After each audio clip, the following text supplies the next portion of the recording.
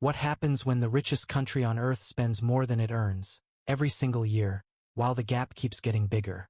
In January 2025, the United States posted a record trade deficit of $131 billion. That's not a typo. 1 month, $131 billion more going out than coming in. Think about it like this. It's the national equivalent of building a mansion, buying a yacht, and then paying for both entirely with credit cards. And yet, the U.S. economy still sits on the global throne, nearly $30 trillion in GDP. That's just shy of what China, Germany, Japan, and India combined produce. But beneath that glittering number is a darker truth: $36 trillion in national debt, more than the entire U.S. economy produces in a year. It's like watching a millionaire who owns 10 sports cars, but is making minimum payments on all of them. How does that even work? Let's find out.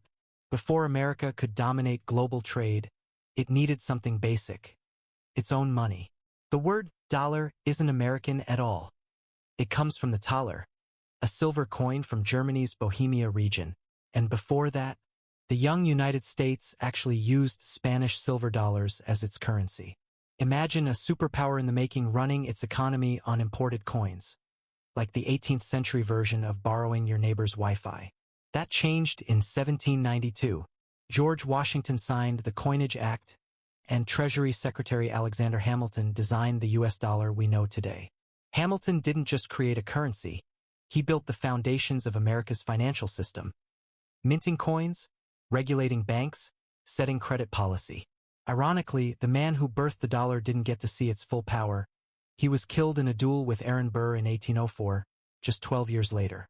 By the early 20th century, the U.S. had grown into an industrial giant, but its financial system was unstable. Banking crises were frequent, with panics in 1873, 1893, and 1907 wrecking public confidence. In response, Congress created the Federal Reserve in 1913, a network of 12 regional banks that would act as the backbone of U.S. monetary policy. The Fed chair is appointed by the president but can't be fired by him. In a city built on political influence, that's rare. It's like being the one referee who can't be thrown out of the game. Even with the Fed, America has had its share of disasters. In 1929, the stock market collapsed, triggering the Great Depression. Banks failed. Factories closed.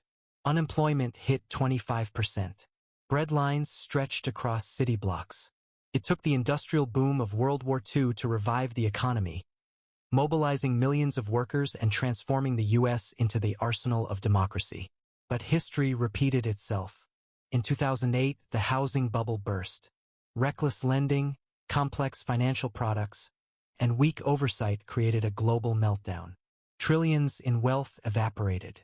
Wall Street was bailed out. Main Street wasn't. Each time, America rebuilt itself because of one key advantage: the dollar. Since the end of World War II, the U.S. dollar has been the world's reserve currency. Countries hold dollars in their central banks. Global trade in oil, metals, and goods is mostly priced in dollars. This gives the U.S. an enormous advantage. It can borrow more cheaply and run higher deficits without the same collapse risks smaller economies face.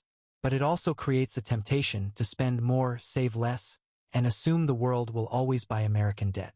When you picture the U.S. economy, you might think of Midwest factories, Texas oil fields, or golden California farms. But the reality?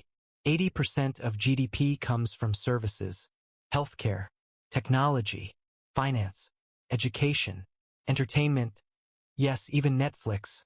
Manufacturing accounts for less than 12%. Farming, barely 1%, compared to 18% in India.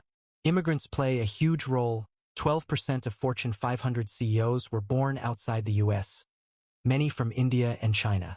Silicon Valley's leadership is filled with immigrant founders who drive innovation and job creation. Here's where it gets dangerous. Americans love spending. Saving?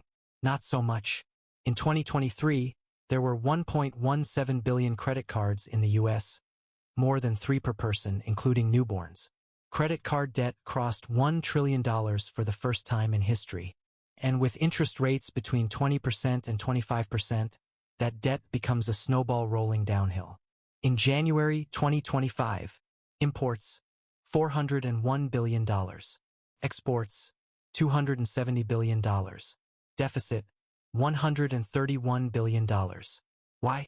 A mix of a strong dollar, which makes foreign goods cheaper, a consumer culture hooked on imports, and decades of outsourcing manufacturing to lower-cost countries. It's cheaper to buy electronics from China, clothes from Vietnam, and cars from Japan than to make them in America. Despite the deficits, America still dominates in certain areas: AI, microchips, advanced software, aerospace. The CHIPS Act is investing billions into semiconductor factories in Arizona, Texas, and New York. Washington hopes to secure supply chains and avoid reliance on Taiwan or China for critical tech.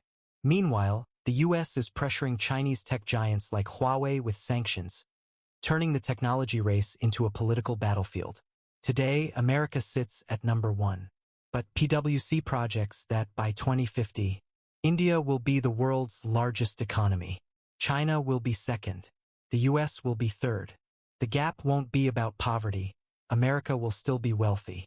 But it may no longer be the unquestioned center of global finance. So yes, the U.S. is still the richest country. But it's also the most debt-ridden. Imagine driving a Lamborghini at 200 miles per hour, while every monthly payment is on a different credit card.